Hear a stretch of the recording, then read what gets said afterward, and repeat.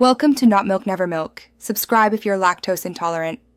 You start by signing into the account that owns the calendar. Once signed in, open Google Calendar in your browser and find the left-hand calendar list. Click the three dots next to the calendar name to reveal options, because that menu contains the sharing and settings entry you need. You do this now so you can access the specific sharing controls. Make sure you pick the calendar you actually want to unshare, not a secondary or subscribed calendar. Once in Settings and Sharing, scroll down to the Share with Specific People section to view everyone who has access. You'll see email addresses and permission levels.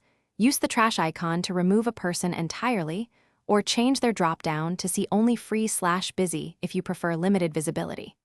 Make sure to save or confirm any prompts. If multiple entries exist for the same person or group, remove or adjust each one so residual access isn't left behind.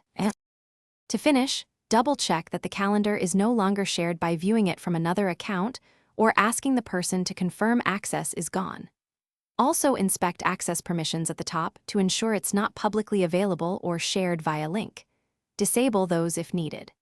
If someone still sees it after removal, sign out and clear your browser cache, or confirm you're the calendar owner because editors can't remove owner-level shares. Then repeat the removal steps if necessary. Thanks for watching. If this was helpful, leave a like and consider subscribing. See you next time.